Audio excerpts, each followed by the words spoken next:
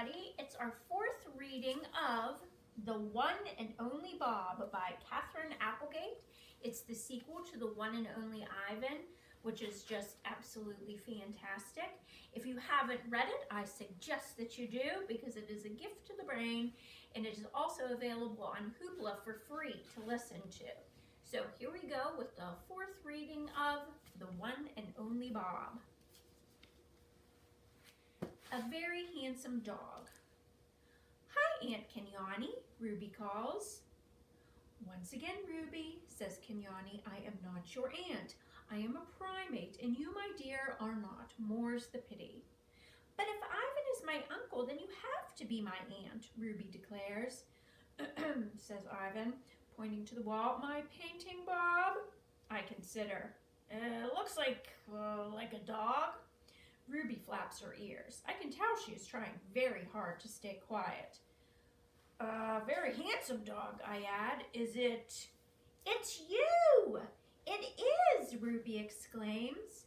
Uncle Ivan told me. But who's that? I ask, pointing to another set of mud strokes. Well, I thought you needed a companion, says Ivan. I know you must get lonely at home by yourself all day. It's true. But I've never mentioned that to Ivan. Guy's like a mind reader. I think Snickers and Bob would make a cute couple, says Ruby. I blink in disbelief. Bite your trunk. Ruby starts to reply, but her voice is drowned out by a sharp clap of thunder. Oh, storm's getting close, says Kenyani. Ivan, dear, come on. You know how you hate the dam. It's true. He carries around old burlap bags so he won't have to sit on wet grass. Ivan looks at me sheepishly. She knows me so well. Kudzu, one of the baby gorillas, bounds over and leaps onto Ivan's back. Ivan loves all the youngsters, but Kudzu is his favorite. I think she reminds him a little bit of his twin sister Tag, who died when she was still a baby. Ride, Kudzu commands. Julie appears, her backpack at the ready. Bob, she calls, we need to get going. Right now, Kudzu repeats, yanking on one of Ivan's ears. Oh, looks like it's time to go, says Ivan. Good to see you, buddy. Stay dry, okay? Will do, big guy. I turn to Kenyani, enchanted as always, my dear. A trumpeting noise cuts through the air. Uh-oh, says Ruby. That's Aunt Akello. Akello, the oldest of the elephants, lumbers over. Come on, Ruby, weather's getting bad. Just one more minute, Ruby pleads. Now. But I need to tell Uncle Bob one more riddle. Now, Akello repeats. Nobody ever listens to the littlest elephant, Ruby complains. You can tell me the riddle next time, kiddo, I say, winking at Akello. Ruby brightens. Okay, gotta go or I'll be in big trouble. Love you, Uncle Bob. See you later, Uncle Ivan and Aunt Kenyani. I'm not sure, Kenyani begins, but Ruby is already galloping back to her herd. The beginning. In the distance, thunder growls, long and low and not giving up. Reminds me of my stomach pre-breakfast. I test the air. Weird. Something isn't right. Julia, it's George rushing over. Hurry up, you need to get inside. George has an odd scent, like he's on guard. I've only smelled it a few times on him. I look up. The clouds have turned strange shades of green and yellow and gray, clustered together like rows of fat marshmallows. It's so ugly, it's beautiful. I can't stop looking. The air goes still, like a cat before it leaps on its prey. Kenyani and Ivan and Kudzu are racing toward the gorilla villa. A fat raindrop hits my nose. It tastes wrong. How can rain taste dangerous? People are yelling, running, opening umbrellas, covering their heads with maps of the park. More drops. At the far end of the field, I could just make out Akello herding Ruby along. Another drop, a dry one like a pebble. Hail, George says. Julia, now! He grabs her hand. Rumbling, the sky boils and swirls. Bob, Julia calls, come on! I move to leap off my perch to run to Julia. I've done it 1,000 times, but this time I lose my footing. I never slip. I'm as nimble as nutwit. But the rain, the hail, I let out a yelp as I land on Ivan's side of the wall, splat in the mud. "Bob!" Julia screams. "He'll be okay," George says. I can smell Julia's fear and George's doubt as he drags her away. Torn apart. Noise. It's all noise. Noise that hurts. Noise like a massive truck bearing down on us. The power of its engine, the inescapable wheels, the relentless roar. Nothing to see, nothing even to smell. Just the terrible sound of the world disintegrating. No way. I'm flying. Airborne. Not far, just into the nearby giraffe domain. Not high, just enough to buzz the tops of the trees. Not long, just long enough to stop breathing. But I fly. I'm not alone. Half the world seems airborne. Trees, boards, bicycles, chunks of roof, umbrellas, chairs, bits and pieces of life. It all levitates past like some horrible magic trick. Something hits my head. A toy truck maybe? And I yelp in pain. And I'm terrified, so scared I pee myself, and I'll be the first to admit it. You try it, you see how dry your underwear stays, but still, I fly. Not like in the box with my brothers and sisters. Not like with the owl. This is different. This is me, Bob the dog, spending a moment as Bob the bird.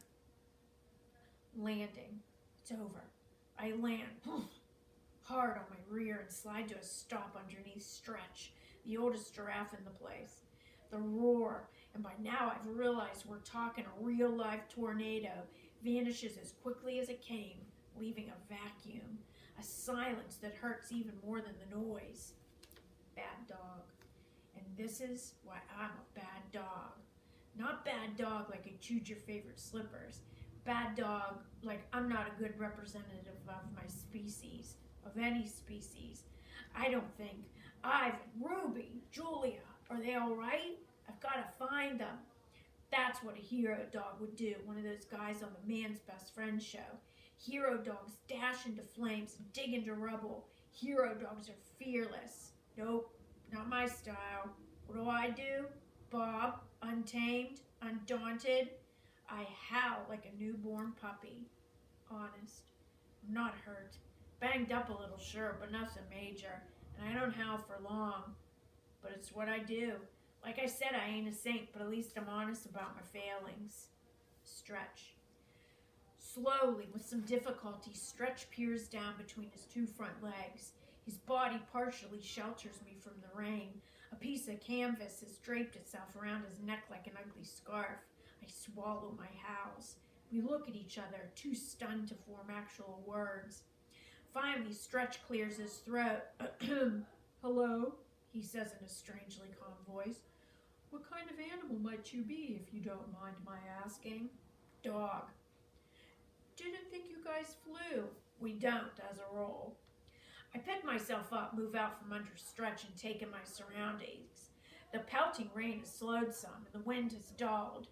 "What was that?" Stretch asks, trying to and failing to yank the canvas off his impressive neck. "Tornado, I think." I've seen tornadoes on the Weather Channel. They look like water swirling down a drain. If the water were black and full of trucks and trees, they look like death. I gaze up at him. I have to crane my neck. "You okay?" "Yep," says Stretch. "But from what I can see, a lot of other folks aren't." Aardvarks. Across the way, I hear something. A small squeak. "Who lives over there?" I ask Stretch. "The Aardvark family," he replies. "Lovely neighbors." Carefully, I venture across Stretch's domain. The sky is dark as dusk. I hear a flutter of wings overhead. It's Mitch, the mockingbird. He's missing some feathers. "Bob," he calls, settling on a fence post. "Was that you up there I saw?" "Yep. How are things looking?" "Not good. Lot of damage." "Well, take care of yourself," I say. "Likewise." He pauses to straighten a wayward feather. "Little hint, by the way. Next time you fly, try flapping your paws." I make my way over a broken wooden barrier, tiptoe over some scattered glass and twisted metal, cross the paved path, and arrive at the aardvarks. More sounds. They're coming from what looks like a demolished keeper's shed. I hesitate, not sure what to do. It's a big mess and I'm a small guy. Also, oh, my head hurts. I feel dazed, fuzzy. My ears are ringing.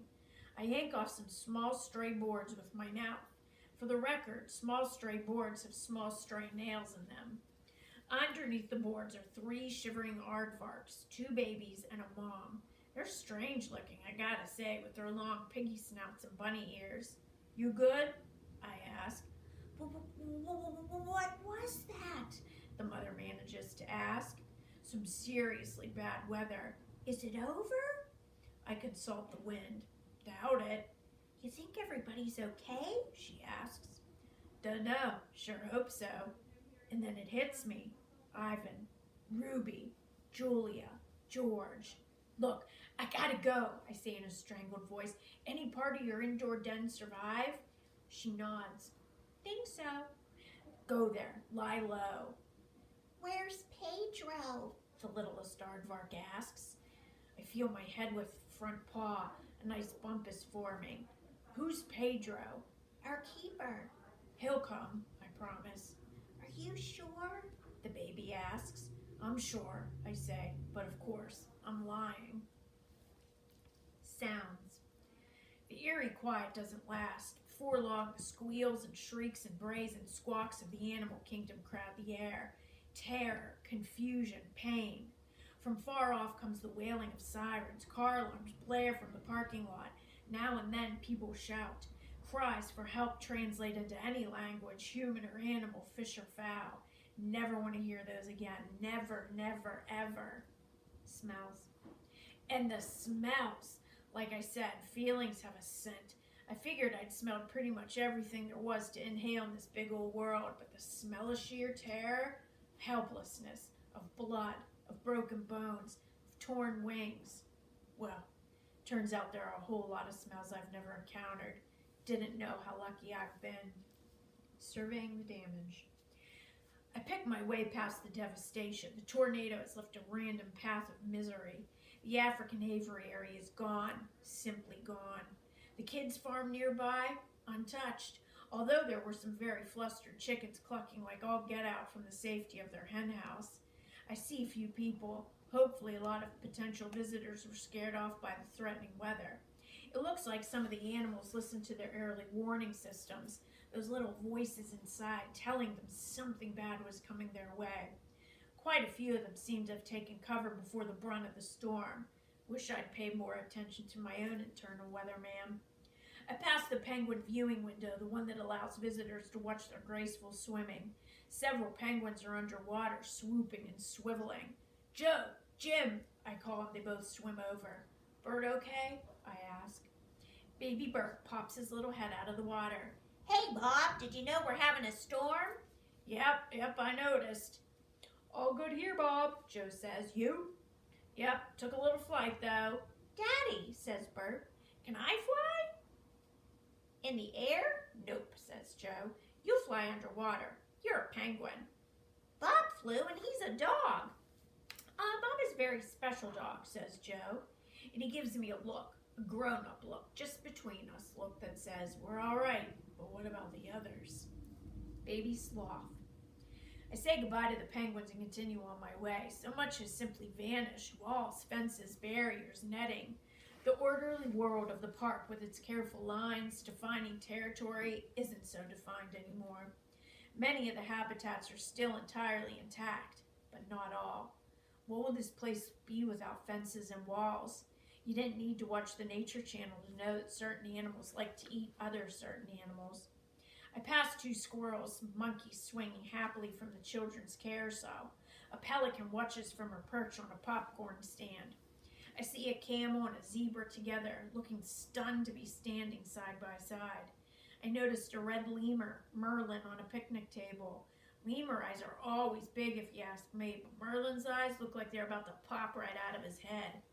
I make my way through splintered wood and glass shards and approach the gift shop. It's roofless. Stuffed toy animals are scattered here and there like they tried to make a break for it. An I Love Koalas t-shirt dangles from a tree branch. Around a corner I see a baby sloth. Sylvia, I think her name is. She's resting on a muddy plush giraffe. Hey there, I say. She makes a tiny noise. A sloth sob, I guess it is. Let me find your mom and dad. I'm not one for hugging and licking and such, but I give her a little nudge with my nose. Sylvia somehow manages to grab the giraffe, then looks up at me like she expects to hitch a ride. How the heck do you pick up a baby sloth? It's not exactly part of my description. And sloths are so, slothy. Carefully, I pick her up by her scruff, the way you do with a puppy. She puts that silly toy in her mouth, and off we go. It takes a few minutes, but I find her mom, Selma. I deposit Sylvia on a patch of wet grass. How can I thank you? Selma cries. No biggie, I say, and I head on with fear in my belly and the odd taste of sloth fur in my mouth. Make no sudden moves. I've ridden around the grounds of the park in Julia's backpack enough to know every inch of the place. I've even chatted with many of the residents, but now everything is topsy-turvy. I keep finding myself in places I don't want to be, like the wolf exhibit. Near the entrance, a sign lies crushed on the ground. It has a picture of a gray wolf with an arrow pointing one way and another arrow with an emperor penguin on it. To my right, I see a piece of hay stuck deep in a tree trunk like a pencil in a cupcake. To my left, water gushes from a pathside ditch, a broken pipe. The boiling sky has settled into a solid blanket of gray, and the rain's quieted to a steady drizzle. Still, I smell more bad weather menacing in the distance. Tossed into a bush is a large informational display with a photo of two gray wolves. I don't see any fence or barrier or intact wall, and it dawns on me that grumpy wolves and tiny dogs might not make the best of pals, especially under these trying circumstances. Just as I start to leave, a wolf on the sign seems to move, to blink. Oh, he isn't part of the sign. He's next to the sign. It's Kimu. Hey, I say. No answer. Something tells me I should hightail it out of there. Something else is saying, make no sudden moves. I hate it when my brain disagrees with itself. I split the difference, crouching meekly, doing the whole submissive dog thing. Kimu locks his gaze on me. I try not to make a direct eye contact. A lot of animals find that threatening, but his eyes are mesmerizing, glowing amber and way too smart. He moves again. Two paws appear. Big paws. Nothing like my feeble, shrimpy feet. These paws are the size of hamburger buns. Hamburger buns with lethal claws attached.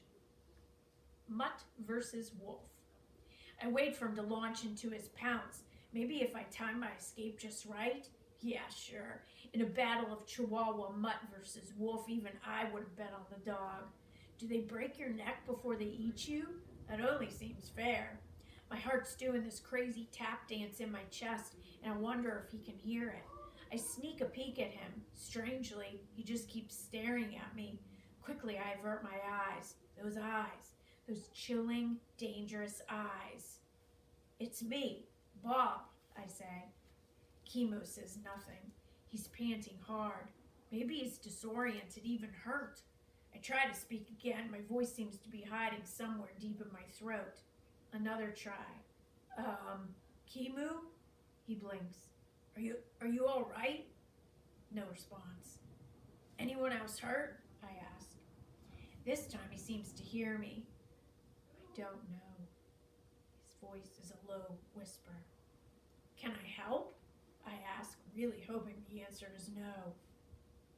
Suzu, I can't find her. All right then, I say. I'll take a look. I poke around a bit, careful not to get too close to Kimu. A sour smell pours off him like sweat off a human. I don't see her, I say after a few minutes, but I'm sure she's fine. Just a little shook up probably, hiding somewhere. He doesn't answer. I should go. I'm looking for some friends, I say. Is there anything else I can do? He looks up at the ominous skies if there's an answer waiting there. I don't know, he says. I don't know. Guerrilla world. I move on. I have to find my friends, have to, but where am I? I leap over another mangled signpost with bent arrows. One way to Reptileville, one way to Lionland. I pass the mangrove swamp. A manatee pokes up her big head draped with Spanish moss like a silly wig. Two workers in yellow raincoats trot past me. One has a bloody bandage on his cheek. I need to stop, regroup. Cool it, Bob, I tell myself. I'm panicking, not taking in the right data. I try to blot out all the horrible smells, all the awful noise. I concentrate, let my nose do the real work. A whiff of something familiar. Gorilla? It has to be gorilla. Full run now. I cut my back left paw on a shard of glass. Trip, fall hard on my nose and cut it too. Dripping blood, I carry on. Find them, find them, find them. A massive old oak lies on its side at the entrance to Gorilla World. Huge tangled roots grope into the air like frozen snakes, and just beyond where Ivan lives is nothing but devastation. Help us. The stone wall separating Gorilla World and Elephant Odyssey is gone. Pieces of both domains mingle. An elephant toy here, a gorilla nest there. Part of the indoor gorilla space is crumbled to the ground. I scan the area where Ruby and her herd like to hang out. Nothing. No gorillas either. Out of nowhere, the rain picks up, coming sideways, blinding me. The wind howls like a hurt dog.